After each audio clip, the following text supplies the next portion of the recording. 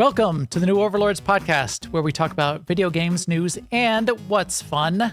I'm Max, and with me, as always, is someone who is enabling a brand new addiction this week with Dorfromantik, which we will talk about. My co-host, Sema. Hello there, Sema. Enabling addictions. Yes. That makes me happy. Yeah, codependent game addiction enabler. Exactly. Yes. And, other things too. Types of food, cheese. Mm-hmm. Cheese, bread. Grand Marnier. Grand Marnier. I haven't gotten into that one yet, but when I was at the liquor store and I wanted to buy some Grand Marnier for a reason. And when I went to the checkout, the woman said, I had picked the smallest bottle because I didn't know how much I wanted. And she looked at me, she goes, do you want a smaller bottle? And I said, what? She goes, do you want a smaller bottle? And then she turned around and pointed behind her, and they had this row of smaller versions of everything. Airplane No, sizes? there's a size in between. And so she at first I thought she was mocking me. But I'm like, yeah, I do actually. Thank you. Yeah. I mean, if you just need a little, otherwise it sits in the cabinet for years. Right. And never gets used with those kinds of things. She goes, lots of times people buy this for recipes. So we have these I'm like, you're so smart. That is brilliant. But yes, it sounded like she was mocking you when you first described it to me. Yes. It's like, single serve. Do you have a single serving size? Because I'm just going to drink it right here in the parking lot. That's all I need. I'll be fine. Right. We have a single double serving of news for you tonight. So let's get right into that. Good news, everyone. We got a drop of news with a trailer and a dev stream this week of Dune Awakening, because the movie is out. Dune 2, or as I like to say, Dunt, is out. And I mean, this is brilliant. More games should do this, and not enough games do this. Well, semi-brilliant. They should be releasing the game. That's true. Well, I mean, now. Given that they can't release it, they should take advantage of the hype that they could get from just having it in the public eye. I'm not saying that I would love this game or it's a good game or whatever. I just wish more games, because it puts new eyeballs on games in general. And if the rumors are true, and Denis Villeneuve decides that he's going to do a third Dune movie, what are you going to call that one? Then it could Dune end up 3. releasing, well, at least when they're in production on the third movie, and then it could be in full swing when the next movie comes out, which would be good for them.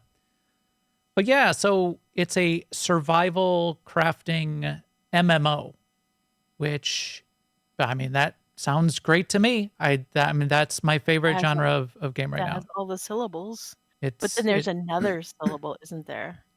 Well, so it's definitely big, huge AAA, Funcom, and okay. So, quick aside, a little asterisk, AAA. Everybody's getting this wrong. Everybody in the news, I've listened to multiple podcasts. Everybody's saying oh, well, this feels like a AAA game. The quality of this game is AAA. That has nothing to do with quality. It's a cost investment threshold. Hey, and it used to be, and it's an industry term, it used to be around $60 million. It might be slightly more today, and it's debatable of what it is. But it's if you spend $60 million, $80 million, $100 million on your game, then it's in the AAA category. Max. Yes. Not everybody says that. What?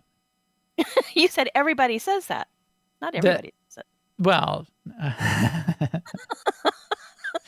everybody. Many people.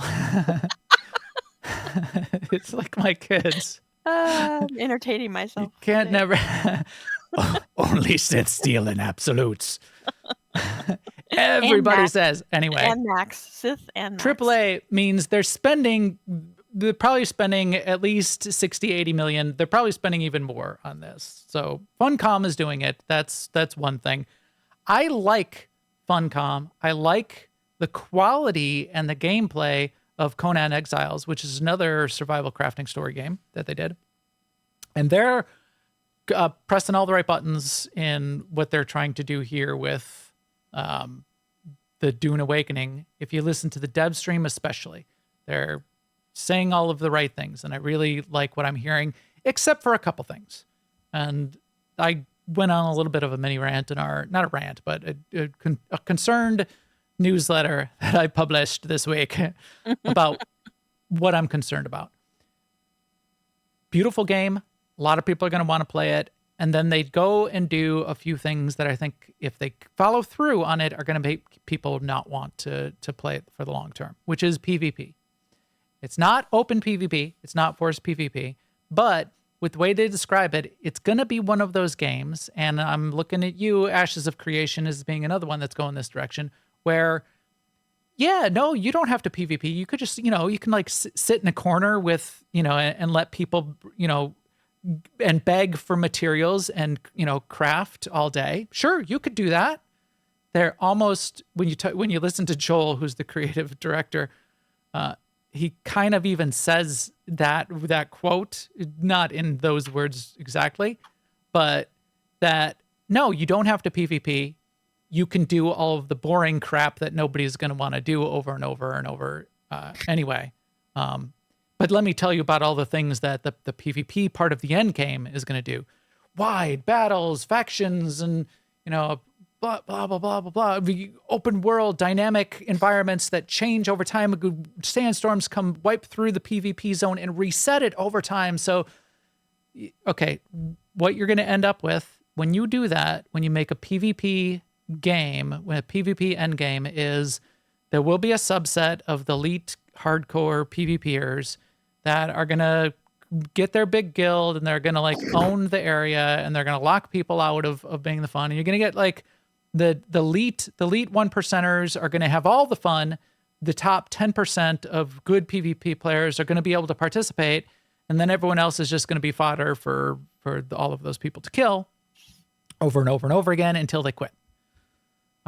So I love what they're doing with what it looks like for base building. I love what they've described for the survival mechanics, which is don't stay out in the sun and don't do, got to travel at night. And like the sandworms are a thing. And the way they described it is a really brilliant game mechanic, whereas it's always a threat, and you can't kill a sandworm. You can only avoid them. So if you want to travel in the desert, and you're going to want to travel in the desert to get resources, it will always be out there.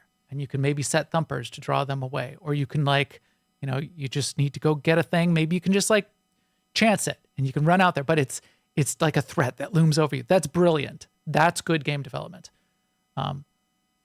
Forced PvP to play significant chunks of the content. That's not my favorite way to go with that.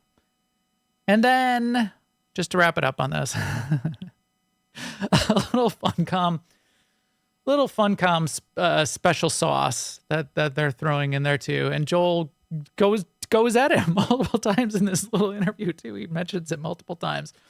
Just like in Conan Exiles, where they felt like they were justified, not only just, if you hear them talk about it, and they've done a couple little write-ups, like blogs on their website of, no, we kind of have to have slavery and dismemberment and human sacrifice as things that the players are forced to do if they want to play the game, because that's really part of the Conan lore.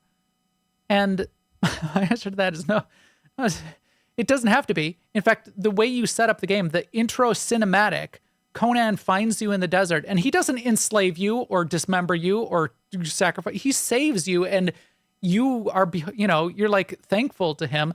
We could have like gotten our thralls that like by like saving them, they could become friends with us. But no, they got to do slavery. Put them on the wheel of pain, and we're going to do slavery.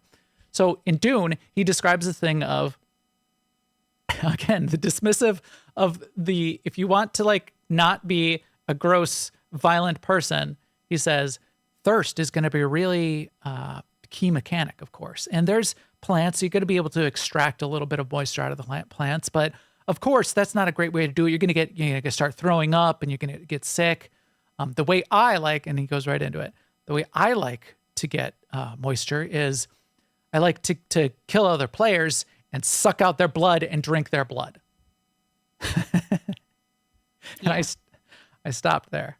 And in my head, I went, no, that's not how this works. That's not even how they do it in Dune. They wouldn't suck the blood out of a corpse and leave the rest of the corpse. 80% of the human body is moisture. They take all of the moisture. So you are taking all of the moisture. They do extract all of the moisture out of even their own dead, because that's very, very important. And you do, it's filtered and cleansed, and you do end up drinking that. You don't drink blood, for one. For two, you don't just exsanguinate an enemy and take their blood and drink it. So why did you have to go that way? Joel, it seems to me just to be like a fun com thing. They just want to they want to be edgy and put it out there. And even if it's not even Dune, how are they going to justify that? That's not even the way it works in Dune. So there you go. That's where I'm at on that. Super awesome, amazing, brilliant. I'm with you. However, I will say, not that I'm an expert on Dune, because I read one Dune novel when I was a kid and tried to read the next one and didn't accomplish that.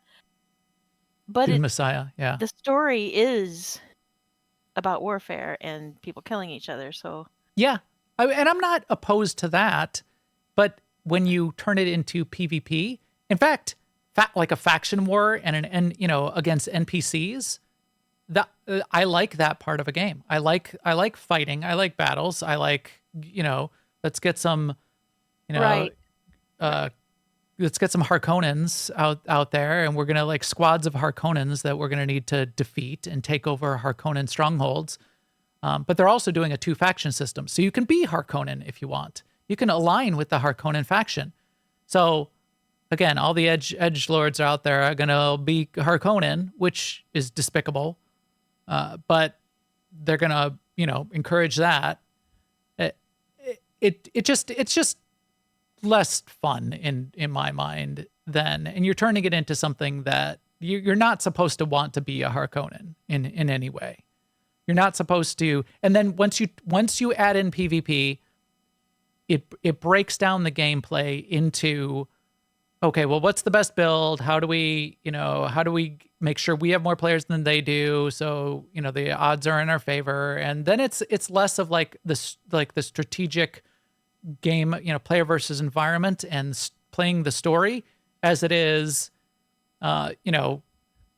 everybody just uses the one weapon and the one build and, ganks the noobs as fast as they can, because that's going to get them the most resources. It just turns it into a different game. I've talked about this for Rust. If you play Rust in a non-PvP where you're fighting against the environment and you're fighting to survive, you can build these cool bases and you can have you've got automation. So you've got sprinklers spraying your fields of your crops. If you play at PvP, you can't do any of that. You make these bunkers with with waffle layers, shell within shell, and people come and steal your stuff anyway. Don't bother to build anything nice because it's just going to get blown up. Don't bother to automate. Don't bother to spend extra time doing automation and running wires and electronics and lighting up your base, because it's all just going to you're going to get shot. So it turns it into a different game. Run around naked with a stick.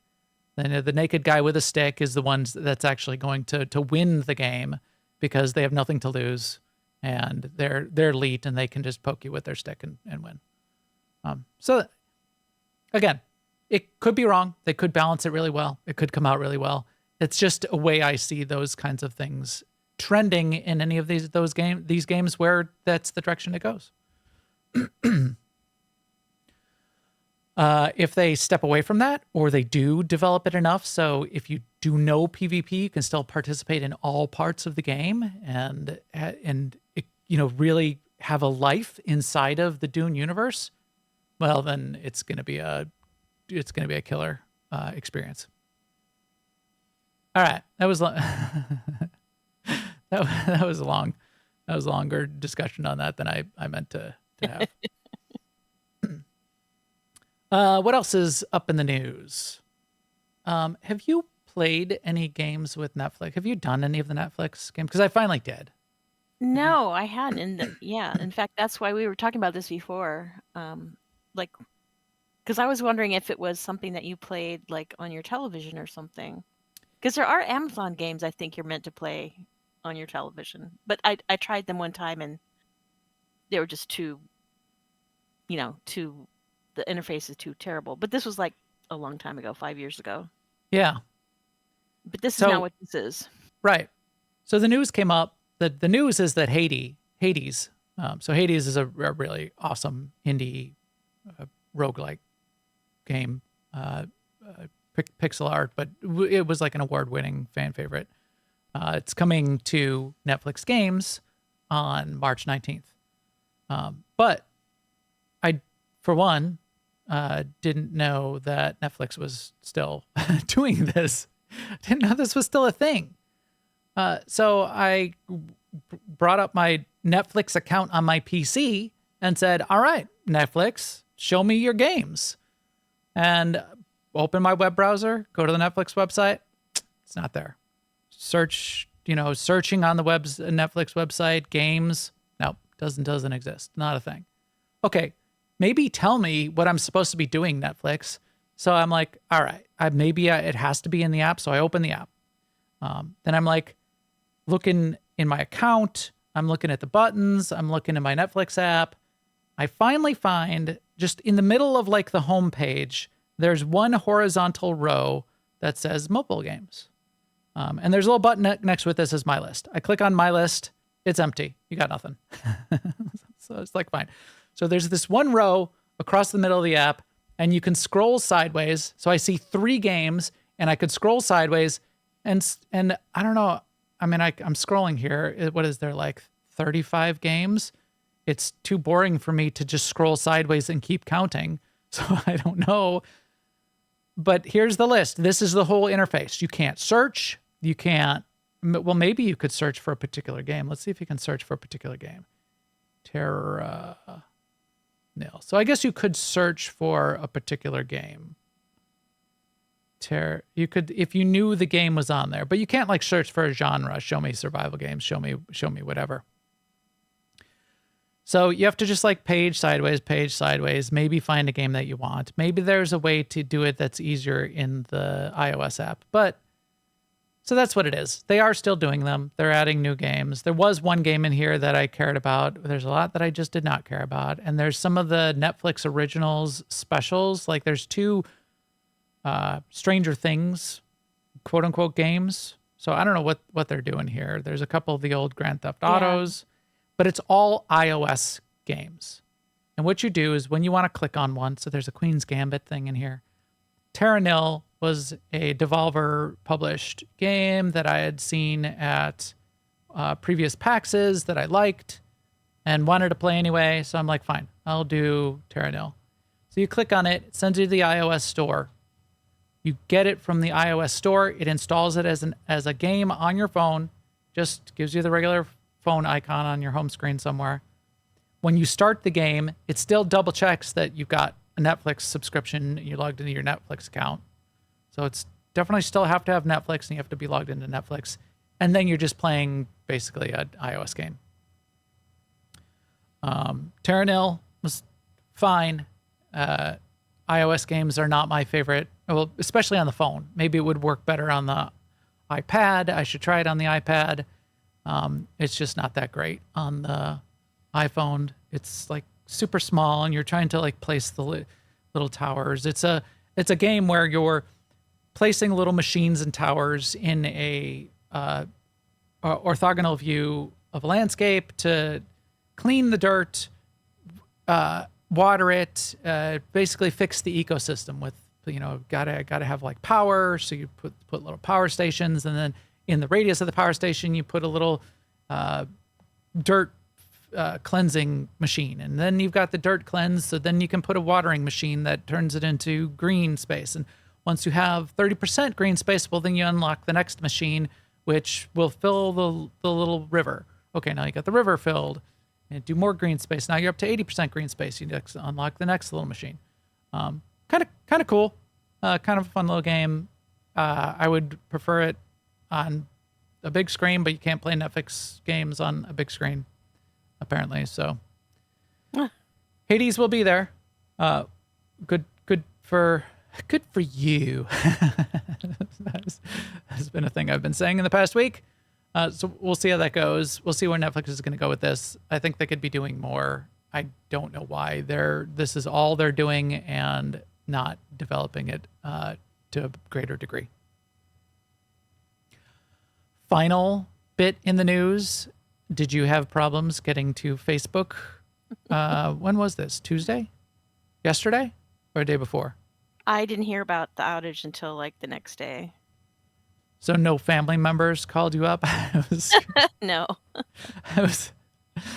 Where was I? I was scrolling either on some social network or something, and I think it was mostly people trolling, but my grandma called me crying today, saying she couldn't get into her Facebook account. Mark Zuckerberg, you're the worst. I like how it has to be the grandma. And I yeah, exactly.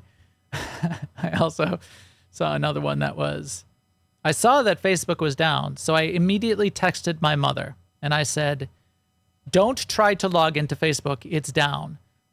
If you have tried to log into it, don't try to reset your password, it won't work.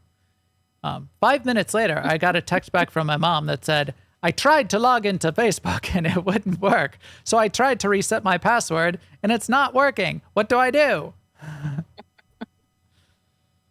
Yep. Yeah. That's the way that works. They're like dogs. People are like dogs. They just hear the words. They don't hear the not. Right. Quick, do log into Facebook and do try to change your password. Yeah. No, no, you cannot have food right now. Food right now? Food right now. Yeah, right. Food right now. Anyway, I didn't get hit by the Facebook outage. I wasn't on Instagram. But during that time, and I only do this about once a week, I picked up my Quest 3. I picked up my Quest VR headset and I put it on because I wanted to try, and we're going to talk about it. And I ended up trying it the next day, Subnautica in VR. So I put on my Quest headset. Oh, sorry, you're logged out. You need to log back in. Okay, why? This is annoying to me. I just want to use my headset and play this thing. Try to log in. It's not working. I go online. There's a Facebook outage. So I reset my password, of course, and it didn't work. No, I didn't. But yeah, it was down, and it made my headset not available, and that wasn't a good experience. Now, I understand why that we have accounts on the headset, and it protects it, and it locks it down, that kind of thing. But so I'm not saying that I think that there shouldn't necessarily be an account, but it didn't feel good regardless. So. All right, there could be some compromise. Like you're saying it wouldn't work at all, right? Right. I could not log in. Maybe if I don't know, if I reset the device, I don't know if there's a way to reset the device and set it up without a Facebook account. I think there's not these days. Without a Meta headset, not a Facebook account, a Meta account, which you can create off of your Facebook account. But I think you have to have an account. You can't just log into the hardware without an internet connection and an account. All right, well, that is the news. As always, thanks to all of you out there. We know there's a ton of good content, other good podcasts and videos. Definitely let us know what those are, because I love those too. But for those of you listening, we'd certainly appreciate you spending your time with us as well. If you need any of the subscribe links to audio or video, they're all on newoverlords.com. Special thanks to everyone that hangs out with us live here on Twitch or in our Discord, where we talk about fun stuff pretty much all day, every day. Thank you to Stask, who was first in our chat room and makes sure that he lets us know that he's first whenever he gets in our chat room first. So thank you for that too. Also, don't forget, if you're looking for a big family-friendly gaming community, check out Alea Iacta Est. Sema and I have had our MMO game groups and teams in there for many, many years, and it's great. AIE-guild.org for AIE Discord information. All right, Sema, going a little bit right to what's fun this week. Let's get into it. It looks like meat's back on our menu, boys. No way. God, finally. I kind of like the magic bread. Okay. I'm going to let you get us into this because we first heard about it from Chris Schmidt. If you didn't see our interview show, episode 500 with Chris Schmidt, it was great. He mentioned a game. Sema started playing it, got me into playing it, and now it's a thing. Yes, so thing. it's a charming little puzzle game when you first start, and then I'll just stick with that part, and then Yeah, Max can talk about as you get further in. But basically, it's Dorfromantik. So the name of the game is Yes, Dorfromantik. I thought I heard you say that. I guess not. Dorfromantik. I play it on the PC. I don't know if it's available on other platforms. Probably. I think it's not on iOS, which I thought would be good. I think it's on Xbox, PlayStation, and PC, and it works well on the Steam Deck as well.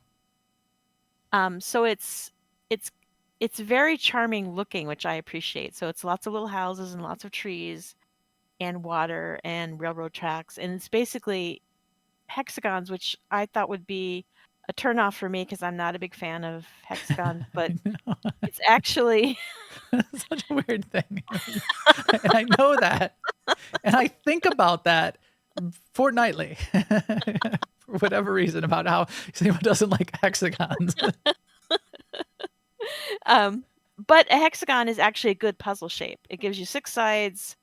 You know, when you want to match things, it gives you 6 sides, and it also can make a bigger, pretty interesting shape. Like, you forget that it's a scene made up of hexagons. It just becomes a scene at some point. Yeah. And you do little quests where you place. Well, first of all, when you place, there's probably more sophistication to it than this, but you place a tile so that it matches. So like if you have a tile that has trees on the side and green on another side and rock on another side, you want to place it somewhere where rock will be to rock or trees will be to trees. Right. And if you can't place a puzzle piece somewhere, you just can't. If there's not a match, it won't let you do it. And then you can turn it so you can have it match any way you want. Yeah. But there's only a few that have to be matched. Some of them, like, grass or trees, or you could just place, but you get points. But the water and train tracks have to be connected. They can't just be right. Off by themselves. It'll let you know if you can't put it there. Yeah. And it doesn't really tell you explicitly why you might be doing any of it. So the game just kind of dawns on you over time, and there's little quests. And I did not realize this, but Max was mentioning that it was basically designed by some kids doing their college project, or maybe it was a postgraduate project. But I can see that it looks like a sort of a simple idea that really pays off, basically. Yeah. So a team of 4 guys in Germany in 2020 got together as part of their graduation project, did the basis for the game, and then turned it into a little game company where they're continuing to work on it and continuing to make games. What I appreciate about it is it's just very pleasing looking. It's not all the same. Like there are different color palettes for the same assets, but I like that about that. There's like trees and autumn colors and trees and spring colors and trees and summer colors, and yeah, I like it. I think it was really interesting, and you just described it well. The game part of it dawns on you over time. So first you start out just by placing a few tiles, and Chris described it as this fun, casual, chill game. I started getting really into it, and it's not as chill once you start figuring out what the game actually is. So if the sides of a tile match, you get points, and you've got a stack of tiles on the right, and it's also a limited stack. So you start with a stack of something like 40 tiles. And the idea then is to place those 40 tiles and see how many points you can get from placing those tiles. Then what also happens over time is as you place the tiles correctly, you'll get extra points, as Sema said. If you line up rock with rock and grass with grass, you get more points. If you line up nothing with nothing, I think you get like no points, but you might just need to place a tile to do that anyway. If you line up only one side, you get 20 points. I think get up to like 60 points total, though. And you only have access to the top pile on the stack unless that changes later on. Yeah, just one tile. You can see the next two tiles, but you only have one tile, and you got to place it. So you got to place it on the board. But then what starts happening is it starts popping up little quests, basically. And it's just in the middle of the board, it'll say, this tile is a forest tile. And if you connect it to 20 other trees, you'll complete the quest. And when you complete a little mini quest like that, you get more tiles in your stack. So you might start out with 30 tiles in the stack and complete a quest, and now you'll get 5 more tiles. You placed 5 tiles, and now you're back to 30 tiles. So what you want to do to get the highest possible score is be completing the quests in the right order such that you're maintaining a bigger and bigger and getting a bigger and bigger stack of tiles, or gaining tiles faster than you're consuming them. That's the core game. So once you discover that, and I didn't look at the rules or instructions. I just played their little tutorial. Here, match some tiles. Hey, you got a couple points. And now it's asking you to do a thing. There's only a few things that asks you to do. Then it dawns on you what's going on. And the first time it dawned on me is when I started running out of tiles. So I had my 30 tiles or whatever. I'm playing the game. I'm laying things out. I'm playing a couple houses, do a little river. Okay, now I can connect the river. Oh, there's a train track. Now I've got a little train. Little train comes and drives on my train track. Oh, that's cute. Wait, I only have 10 tiles left. My score is 5,000. What do I do now? Oh, if I complete this quest, I get a couple more tiles. I still only have 12 tiles. I ran out of tiles. My score was 6,000. And then the light bulb is on. And the light bulb goes, ding, ding, ding. This is actually a strategic puzzle game. This is a big deal. Now you're lost. Now your day, your week, your month is lost. Because now you realize the strategy. And now, and I'm not going out there and seeing like what high scores actually are, but now in your head, you start to go, oh, I bet I'm really good at this. Yes, that was me back in the day playing Tetris. I would be like, oh, if there was only a Tetris tournament. Yes, I bet I'm better than anyone else. I got it now. Yeah, I'm gonna totally. I've got a strategy. So you start coming up with strategies for how to ensure that you can complete quests when they come up. The best ways to provide yourself out as you sort of expand the map and the connected tiles that you've already connected.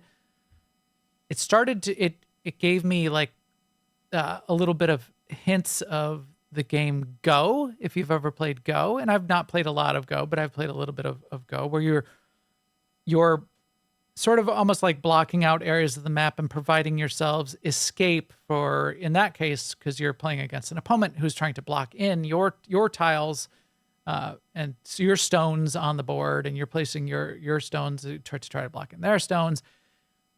It's a little bit of that, because you're placing tiles so that you got trees that aren't blocked in, so that if once that quest pops up, to place it with a bunch of trees, and the quest to get 100 trees, it starts with 100 trees, and then later on, it seems as the game goes on and you get further and further, it might say 500 trees or 700 trees. So you want to have an opportunity to connect to a whole bunch of trees that you're already connected to. But it will also then flag an area that says, oh, you got a nice little forest of trees here. If you close this off, if you close off all of the trees in this area, then that's a little mini quest of its own as well. So you start to find yourself creating these patterns where you provide an out or an opening to be able to finish quests, and then but also to be able to close off areas and start new areas, to still do new quests, but close off an area to get, the tiles and the rewards and the points for the areas that you've completed. So yeah, my first game took me like 10 minutes or so. My second game took me like a half hour. My third game was like 45 minutes, and it's sitting here on my Steam Deck half done. So I'm lost. I'm gonna be in trouble. And time just ticked on by. I'm like, what just happened? What just happened to me? So brilliant in execution, as you said. It's just like this really small concept. It's just these tiles. There's not a ton going on. You do unlock little animated tiles that are like little bonuses that are fun, and you'll like unlock the windmill tile, which is basically just a stone tile with stone on all 6 sides, but it's got a little windmill, and the windmill spins. And you unlock a boat, and when you unlock the boat, just when you place rivers, then the boat, will drive back and forth. You unlock different little train engines, and the trains drive on your tracks. So it's almost like a little cosmetic thing, and it doesn't really matter some of those cosmetics that you unlock, but it's a little fun extra thing. It never gets much more complex than what they give to you. In fact, Chris said he's surprised that they haven't gone farther and made it much more complex. The only other thing they do give to you if you want is a creative mode, where you basically can just flip through tiles, take whatever tiles you want, and play infinitely to create little villages and little train tracks and waterways, and basically just play creatively to create your little town. But yeah, the puzzle is the brilliant part of it. Good job, guys, creating it. Well done. I think this kind of game would be a good phone game, an iOS game, a mobile game. But it's not. It doesn't exist, because all you're doing is clicking on a hexagon of where you're placing the current hexagon, and you need to be able to rotate it. That's all you do. So yeah. Dorfromantik. Chris, what did you do to us? What have you done? Yeah, it's a good one. Good one. It's good. Well, unless you play like Max, it's good for like when you're done with your gaming day, but you're not quite unwired yet. Yeah. Like you're not quite ready to go to bed, and you're in my case, like, sometimes I'm done with being on Discord, and I'm done with social gaming, and I'm just going to spend a little time gaming. It's on my own. It's good for that. It's better than something like, well, maybe we'll disagree on this, but it's better than something like, I was going to say Candy Crush, because Candy Crush can be so annoying. Yes. With how it's structured and everything. And we can talk about that on another day, but it doesn't have any. And also that, now that I think about it with the Netflix games, one of the things about those Netflix games is that they say your membership in Netflix is how you pay for the games. There's no in-game purchases, no ads in those Netflix games. And that does set it apart from the games in the the various game stores. Yes. No Especially, microtransactions. Don't worry about that. Right. Like And Candy Crush, where the mechanics of the microtransactions are built into it, where you're just like, now you can't play. That's a really good point.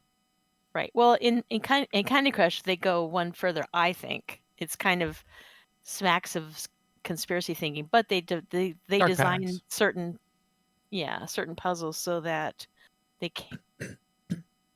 I don't know if they can't be completed. Like, I never buy stuff in Candy Crush, Right. so I do kind of occasionally have to take a break, because now it's not relaxing anymore, because I can't do the stupid puzzle because I don't have this or that or the other bonus thing. Or with me, I don't even use the bonuses that they give me, so I will quickly run out of lives. And you can still complete everything, but the odds of completing a thing without using any of like the bonus candies and stuff, Yes, I think you is can. really, really low. You can ultimately complete everything by doing it so many times that you happen to get Right. a series of lucky layouts. Right. And it can't Exactly. just be the first layout's lucky. It's like all the candies dropping in new have to be lucky also on some of them. Yes. Yeah, because some of them have like layers, and like you move Yeah. to the side, and now you're like in a whole new area of the map that's still the same level that you're on.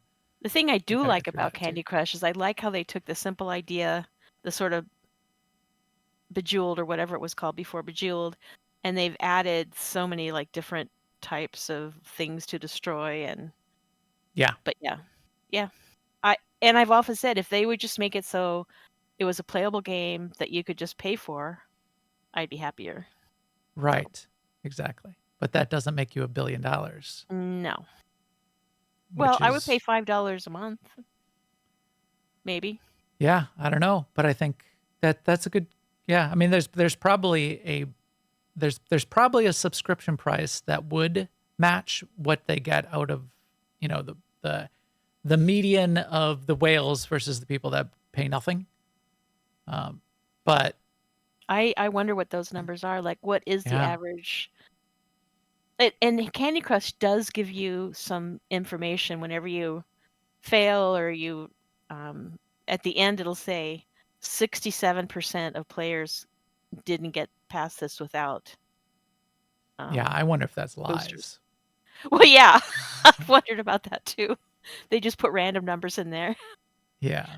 but they should have access to that data. But it would take effort to actually look at it. But yeah, I would 60% like of the to know- time, paying money works every time.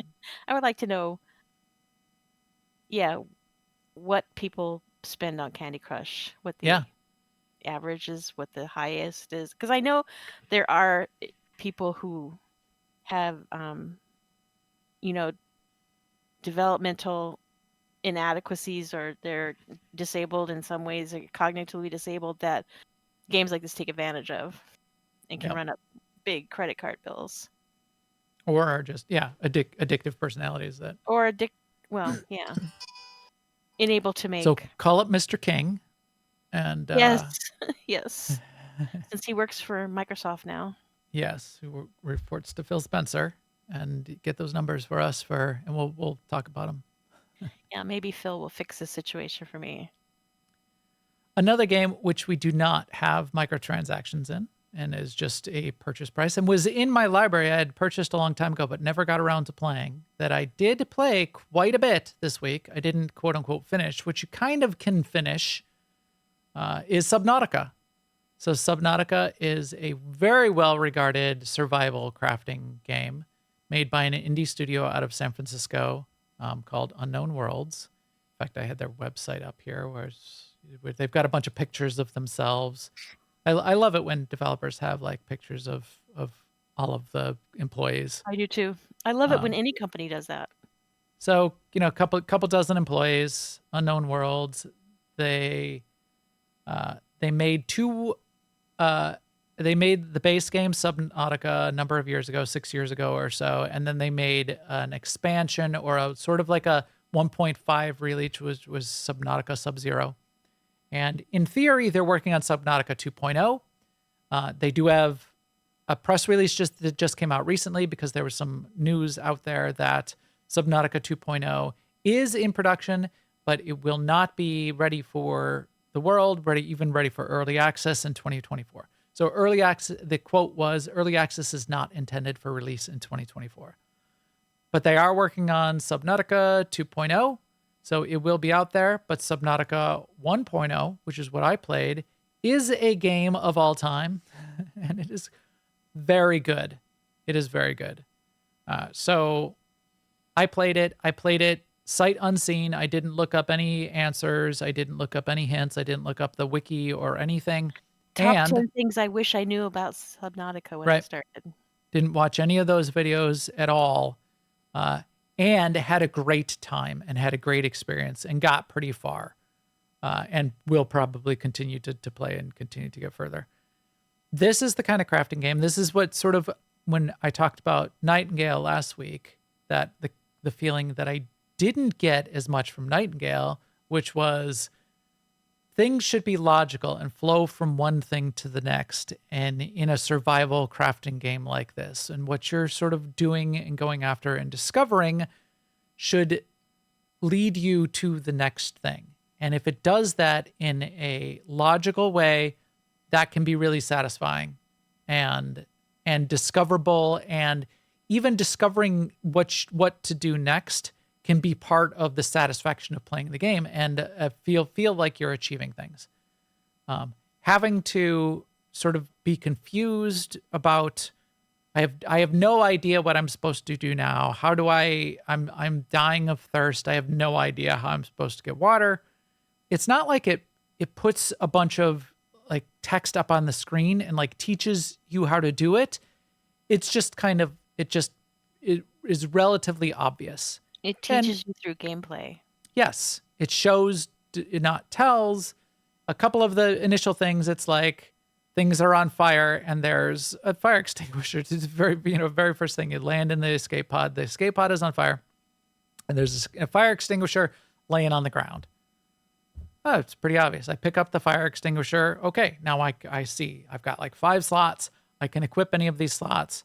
The controls are relatively simple. I can scroll my mouse wheel to flip between any of those, but I can put things in and out of those slots. I press the button. I'm spraying the fire extinguisher on the fire. Put out the fire. Great. Okay, there's wires sparking out of the wall. It seems like I should need to fix that. There's a thing on the wall that says it's the fabricator. We're all experienced with what fabricators are in these kinds of games. Typically, I bet I'm going to need to fabricate some tools. I go and I fabricate a tool, which is a repair tool. And I repair the sparks sticking out of the wall. And I look in the fabricator and it says, hey, here's a thing that makes water. Okay, great. Obvious. There's only like 5 things unlocked at this point. I get what I'm supposed to do. Let me just do those things. It feels good. Then you get led on to building a base. I built my little base. You get, there's a little radio on the wall. You fix the radio and an alert comes in, and the alert says, hey, we were on your ship that crashed too. Our escape pod went down 40 meters to the west. Come help us. Come save us. And for some of those, you even get a little beacon that you sort of see, in your heads-up display, and you can go swim out to it or make like a little craft, which gets you out to it, or a little handheld propeller, which drives you off in that direction to go save people. You don't save anybody. They're all dead. But maybe you get like a new recipe when you get to that location. Some of them you have to it just says you don't see exactly where it is on your heads up display. It's just described, we were 1,000 meters west of the crash site. So you have to go off 1,000 meters west of the crash site and explore for a while. Again, super satisfying, leads you on to finding new materials. If you've played survival games at all, it's pretty obvious, which is good. Which I like and pretty satisfying. And then there's the danger part of the environment, which people are enamored with as well with Subnautica, which is you're in the deep ocean, and the deeper you go, the nastier things can be, and there might be bad creatures down there. And there's a concept called thalassophobia. Thalassophobia, which is fear of deep water, and they definitely play on that with the game. The deeper you go, there are meaner and meaner creatures that will come up out of the darkness and bite you, and if you're not careful, they will kill you. So it's fun that way. There's also a story to explore and uncover, and you get some of that told through those radio messages that you're getting. You're getting other parts of it told through things that you find in the world, these PDA data pads, which have recordings from other survivors or maybe people that had visited the planet in the past. And it's just well done storytelling in that way as well. You discover the story as you go along through these messages and these data pads. It doesn't have to be like told to you. You don't have to read a book beforehand. You don't miss something if you aren't reading the book. And I don't know how they're presenting those data pads as you go, but I felt like I was finding them all and finding them in the right order, even though I got to like this area where there was a bunch of them. It didn't seem like I was doing anything out of order ever, but I could have been. So either they're playing with it a bit, where the first one you find is always the first in the chain, or no matter which direction you go, which one you find, or it's just cohesive enough where as you find all 5 of the messages, or if you only find 4 of them, you're getting enough of the story in any order that you're understanding what's going on, and you can continue to go on. So yeah, really, really well done. Really fun. I like the was look of it. Yeah, the graphics are not overly demanding, so it's going to work well on any system. And because of the way it's set up and works, it is first person, so you do need to deal with that. But it seemed to work well enough from that perspective that I never got sick. I would definitely watch this if it were a show. It would work as a show. In fact, there's a couple interesting dramatic moments even early on. I mean, your ship crashes and you don't understand why. You have no idea. You don't know who you are really even, but it doesn't matter. But then, like, one of the radio transmissions is there's even some humor. There's a radio transmission of another ship that gets your distress call from your ship that crashed. And they're like, "Okay, we get these things all the time. Do you guys actually need us to fly our asses all the way over there across the system or not?" And then, you get a further one than like, "Okay, we're not hearing from you. Maybe something is wrong. We're gonna head in your direction."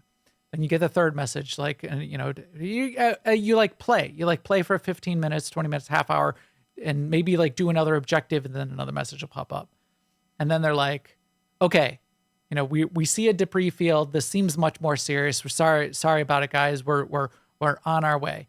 One of the messages, though, I don't remember which one it was, but one of the messages, the guy's like, he's like talking to you, and while he's talking to you and saying, "We understand you're in trouble, and we're gonna get, we're coming in your direction," he's yelling at somebody in the background.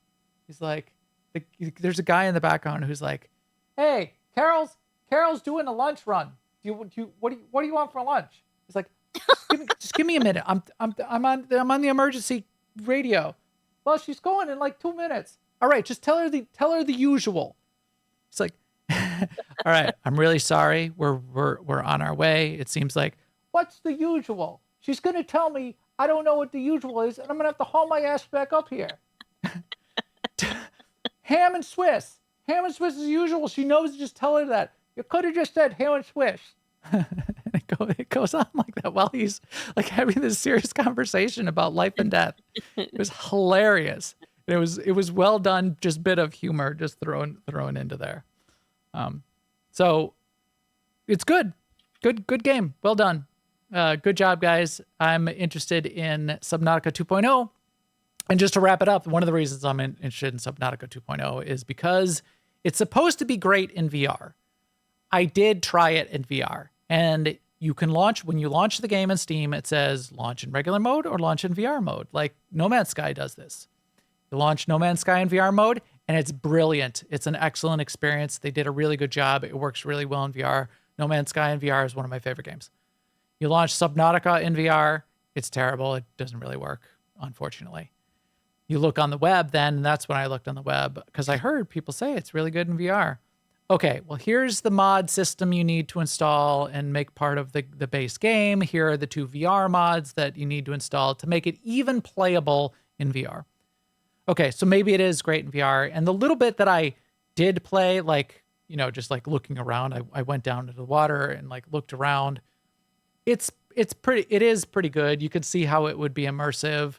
And maybe with the mods, it makes it playable, but without the mods, it's just unfortunately not really playable. In fact, no matter what I did, I couldn't even find a way to use one of the tools. And then it's also smooth motion, which isn't too bad if you're like in water in a 3D space like that. But you also have to physically turn around, and you only move in the direction your head is looking. And even in some of those discussion chains where I saw some people talking about the various mods, that's kind of annoying. Like, I gotta stretch my head up in the air if I want to swim back up to the surface. So then I'm craning my neck up in the air in my chair. And I'm glad I have no wires on a headset anymore these days on my Quest 3, because I'm spinning around in my office chair to even like look around in the water, because you can't, there's no like turn, there's no teleport movement, there's no like turn with the left thumbstick. You need to physically turn your body to go in a different direction, which is not the best controls for a VR game anymore these days. So hopefully they're going to make that a core part of the game for Subnautica 2.0. And, more everything. Let's do it. It's pretty cool. It's a fun game and a great survival crafting game. I'm in for it. So cool. Speaking of No Man's Sky, any other questions before I move off of Subnautica? No. I think it looks great, actually. Just a little bit more of a thing I played this week.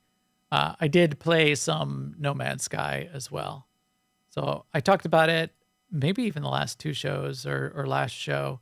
There's a No Man's Sky expedition, right? So expeditions are sort of like their, almost like their season, like a season type system. You start a brand new game save. In most cases, they have a brand new system with this expedition. This is like their 10th expedition, where you can actually start from an existing save, go into a new expedition with bring a few things with you kind of thing. But for the most part, you're starting fresh with a brand new game save, and playing through the expedition. So I played it. I played the expedition. I really liked it.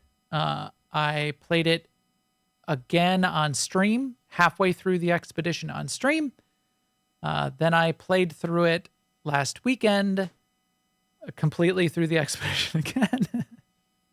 Yes. And the reason I played through it completely again last weekend was because a thing I like to do when I do the expeditions is I like to also try to do a fast run. A kind of speed run. I'm not trying to get ridiculous. An efficiency run. An efficient, fast run, and just for my, see how fast I can do it. It's your own mini game. Yeah. And it's fun. I'm making for myself.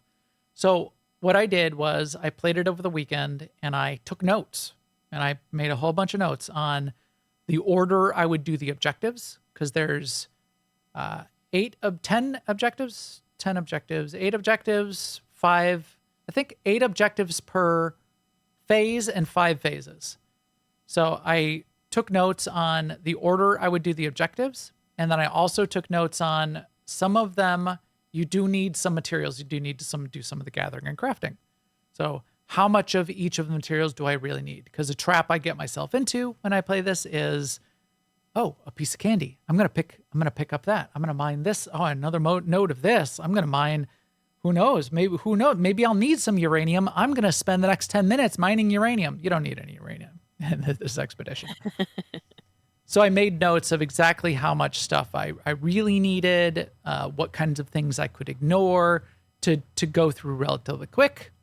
And then on Monday night, I said I'm gonna stream it again, and I did. I streamed it live on Monday night, start to finish. I did the entire expedition in one sitting. So the first time I did the expedition took me 10 hours. My speed run on Monday night was 2 hours and 40 minutes.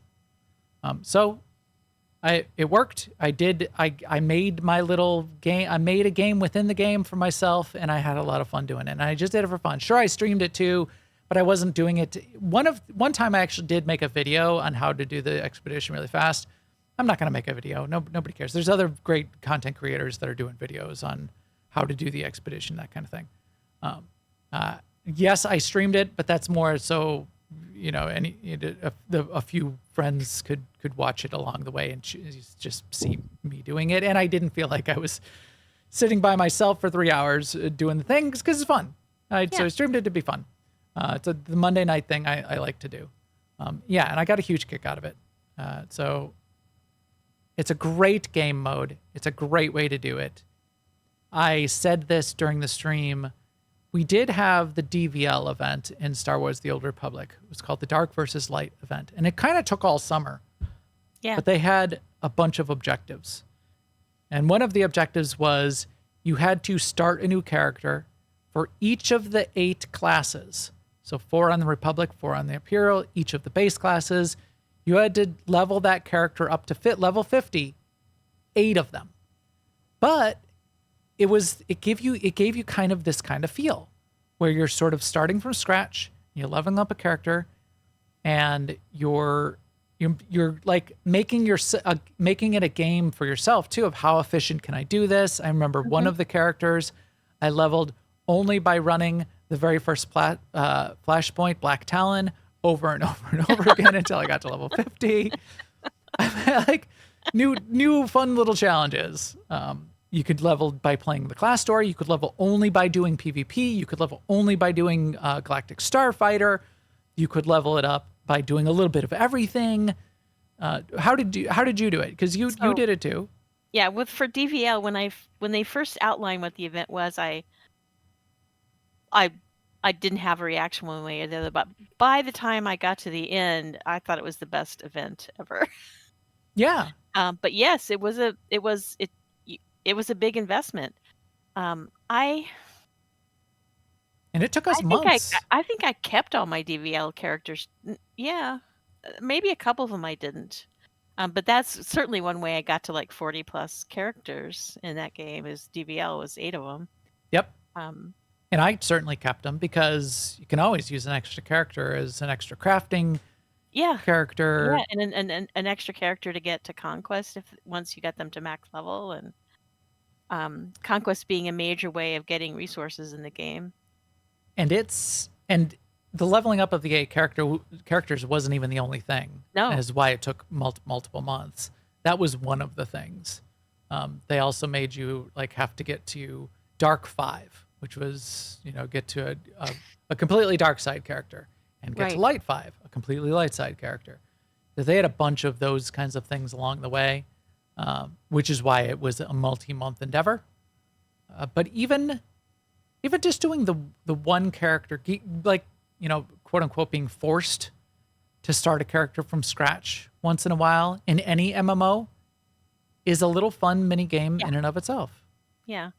And you're doing this right now on Shea Vizsla, right? Right. And it actually, DVL was several years ago, and I'm finding on Shea Vizsla that it's like being reminded of certain things. Like I just finished playing through the Jedi Knight story. Yeah. And I think I've only done that once or twice before. We've been playing this game for 10 years. Yep. And I was like, oh my God, I think this might be the best story. Kind of thought that with all the stories though, but Jedi Guardian, you're such a hero. And well, I don't want to say anything more, but you're really a big deal when you're the Jedi Knight in the Jedi Knight story. I'm kind of a big deal. Yeah. Just so you know. Yeah.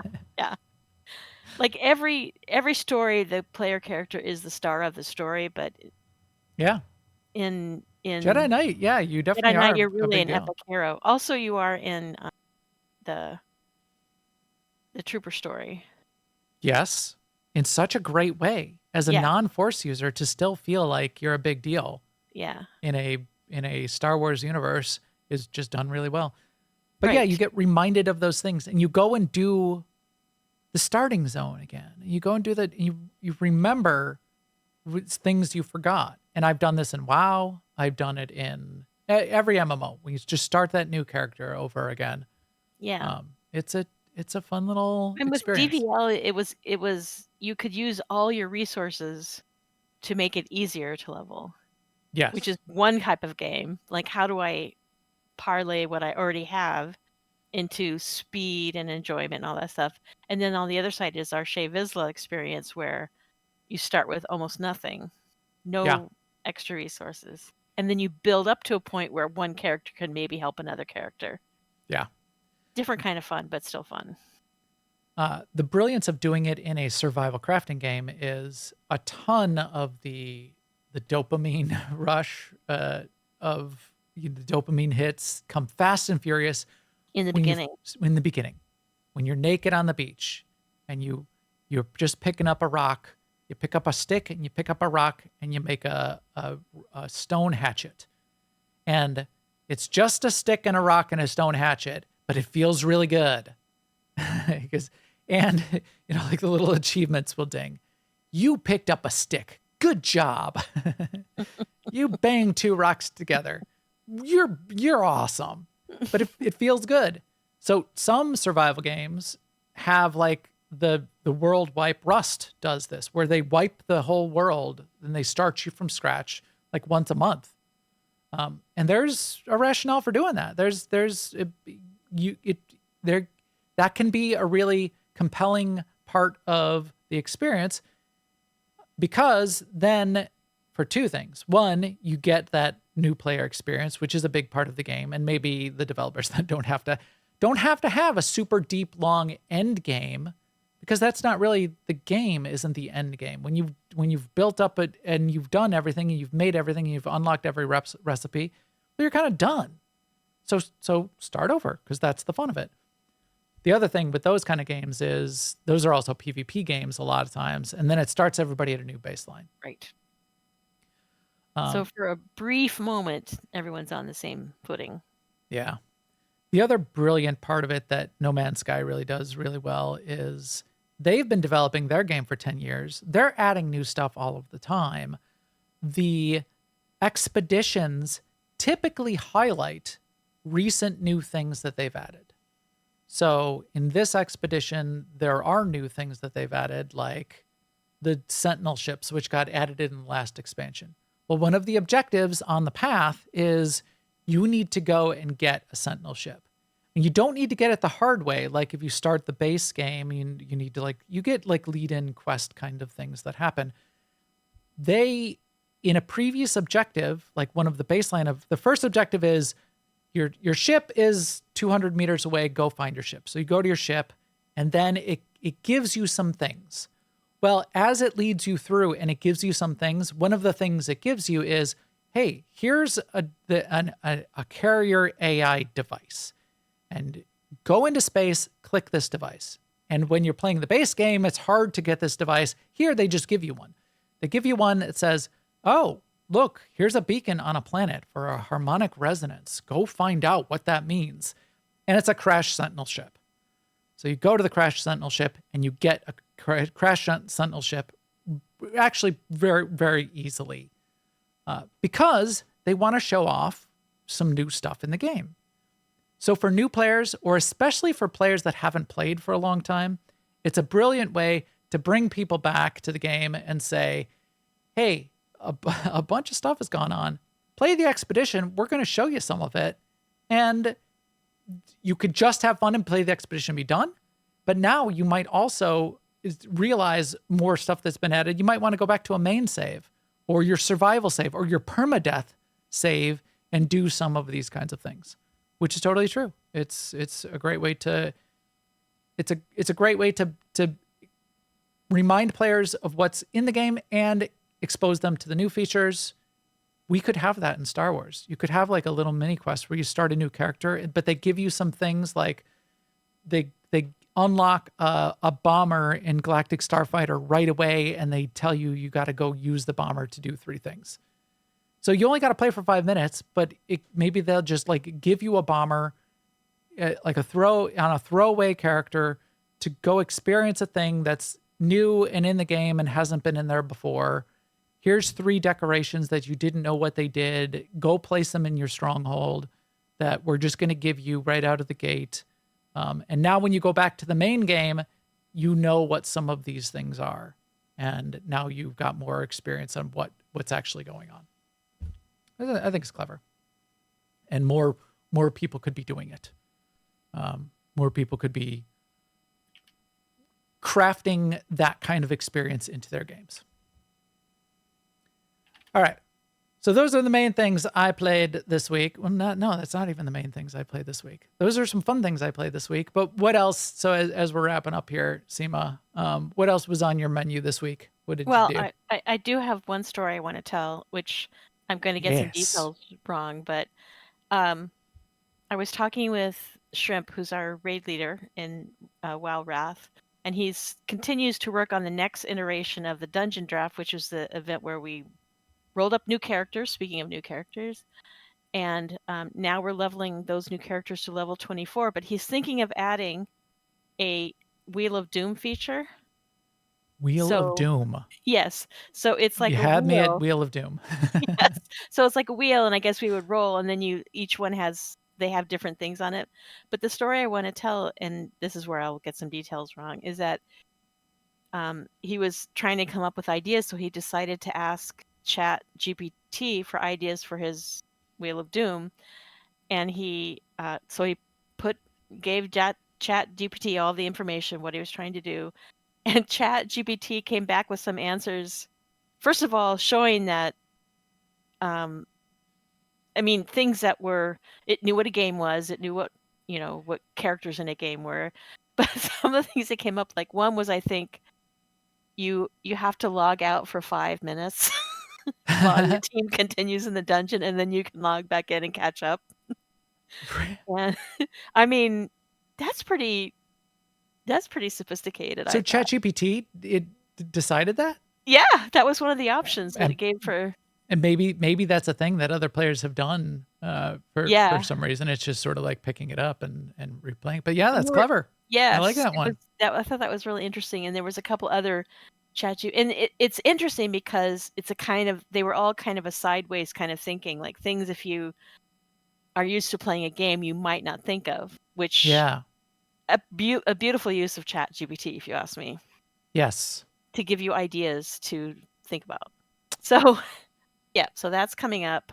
We are going to go back into Ulduar this week, which is 1 or 2 raids back, but we never finished Ulduar. So like the last boss of Ulduar is Yogg-Saron. There's actually a boss after that, but which is one of the old gods, right? He's Algalon. That's a fight. Yeah. It's like not in I don't know why I don't consider it a part of Ulduar, but you can't fight Algalon until you have beaten Yogg-Saron, which is how it all worked anyway, but still.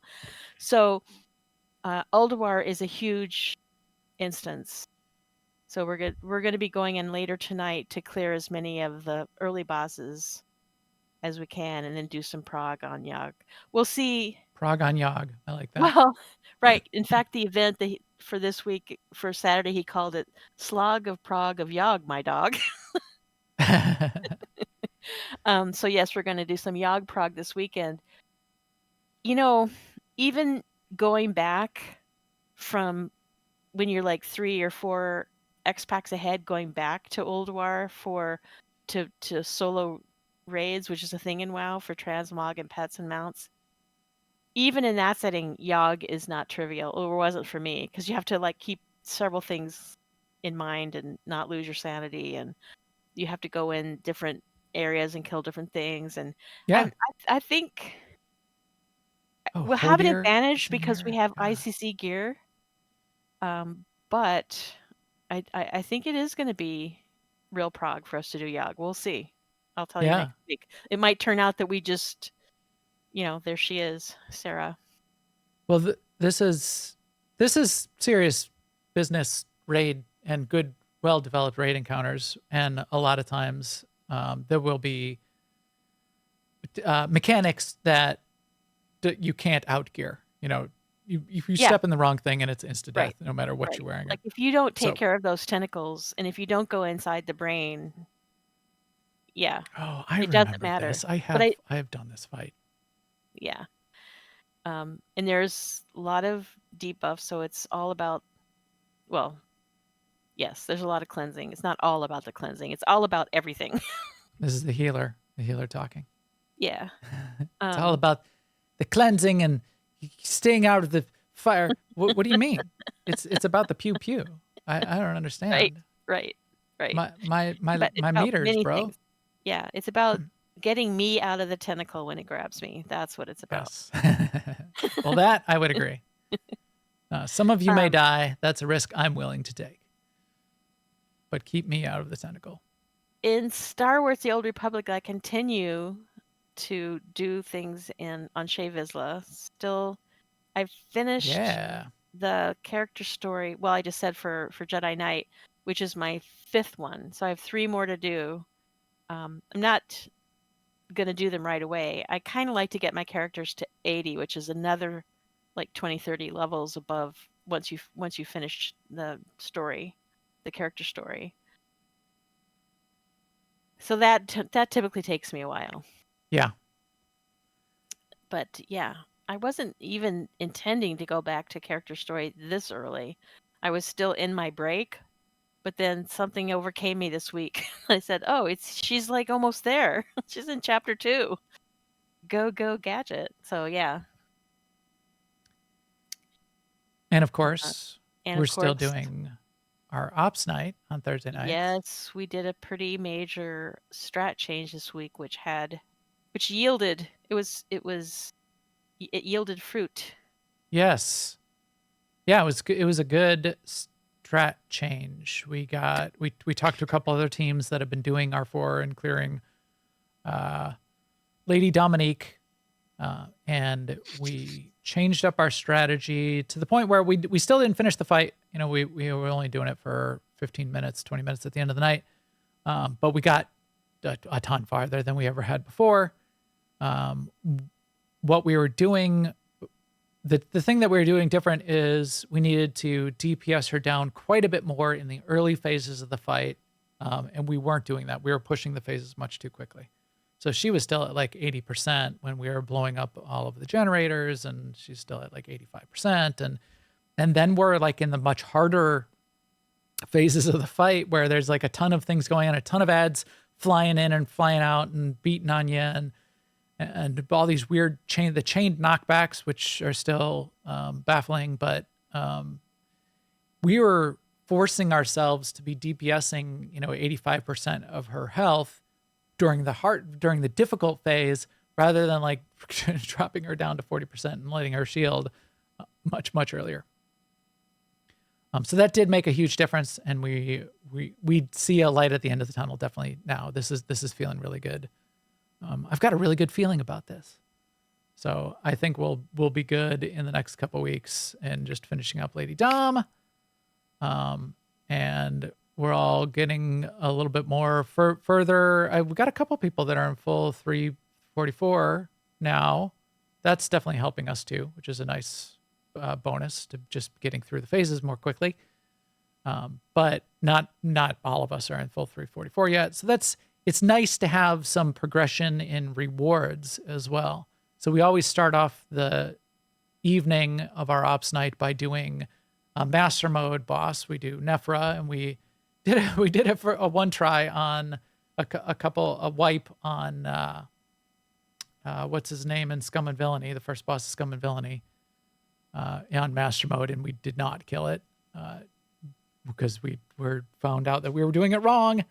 But we may start doing that one as well, because those actually drop the gear that we need, the Ricotta gear, which you do not get.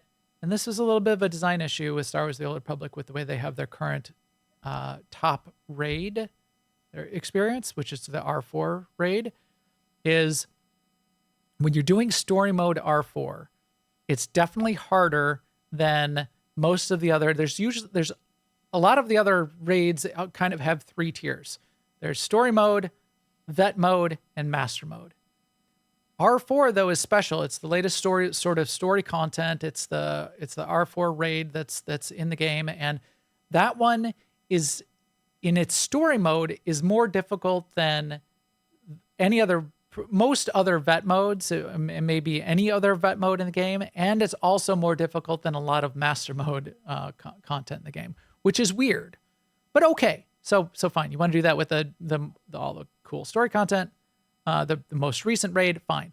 The problem is in their story mode, you don't get any gear upgrades or rewards that help you along the way, that get you to progress. You have to get those some other way. Whereas WoW, for example, you may be doing a long amount of progression on a operation, on a raid, but typically you're getting gear even within that operation on every boss that you kill while you're learning the next boss. That's getting you further and further along. That's increasing your ability to even finish that raid. So it's weird that you can't do that in with R4 at this point. In fact, I don't even think R4 vet mode, they don't even have a master mode. So I don't think R4 vet mode even gets you 344 gear, which is really weird. But definitely nothing useful drops in R4 story mode, which is weird. So that's okay. That's why we do a couple master mode bosses, do some content outside of that operation to get us further along. Yeah, fun. Anything else? I got one other thing I was still doing, which I've been talking about, which is Ark. No. Yeah, go for it. Ark Endgame and Ark. Ark did have an update. They added a new dino, which I did not go and get. It's called the Gigantoraptor. And it has a couple nice little features to it. So each time they're adding new special dinos to the game, they give the dino the abilities. Your dinos are both your tools for surviving, your tools for fighting. This dino gives you the ability to take care of other baby dinos in some special ways. My baby dinos that I'm hatching lately are actually too high level to make use of the Gigantoraptor, unless I got a super high level Gigantoraptor and leveled it up, which I don't really need to do. I might get a Gigantoraptor at some point because it's a fun new thing that's been added to the game, but I'm still out there then in Ark trying to get higher and higher levels of my dinos, and the way you do that is with what they call mutations. So the mutations in the game, you have each time you hatch a dino, you put two dinos together, you hatch a new dino, you have a chance of getting a mutation on one of its 7 stats, and that mutation might be +1 to that stat. It's a very low chance. It's only a 1 or 2 or 3% chance of getting a mutation, and then getting the mutation on the right stat that you need is even a lower chance, because you only really care about mutations on either health or its melee ability. So I'm trying to build up this army of this really high level Therizinosaurs, because that will help me kill the dragon boss if I want to solo the dragon boss. Mostly just doing it because it's an endgame thing to do. And now I'm up to +16. So that's 8 mutations of melee mutations on my Therizinosaurs. But it's a super slow process. But I'm still doing that. So I hatch a bunch of eggs almost every morning. Or once every other day, go in there and hatch a bunch of eggs. 30 to 50 eggs that I'm hatching to see if I get a mutation. So it's an end game thing to do. Still stuff in Ark. Ark's delayed in some of their future content. So it's sort of on the decline for me. I'm not playing a lot besides just logging in to do these mutations. But it's interesting and nice to have that kind of end game thing to do after you've built up all your base and you've got all these dinos and you've killed the end bosses. To still kind of live in that world a little bit is fine. The other fun way to play it would be, just as we described with everything else, would be to start from zero, start from scratch. Be a naked guy on the beach and pick up a stick and pick up a rock and make your stone hatchet, because it's fun. All right. I think that's about it for us for today. Yeah. We're trying to keep it a little bit tighter. We did an okay job. We reeled it in just a little bit. I didn't want to announce it at the beginning of the show that we're trying to make it a little bit tighter, because then we would have definitely failed then if we had done that. And we would have endured mocking. But still wasn't as short as I was thinking we could have gone, but it was good enough. So that's where we are for today. Thanks everybody for joining us. All the feed and subscribe links, of course, are on newoverlords.com and our videos on YouTube /new overlords. Please come chat with us in our Discord. It is so fun at newoverlords.com/Discord. And you can also follow on all the social networks, and we'll keep you up to date there too. And with that, we'll talk to you soon. Later, everyone.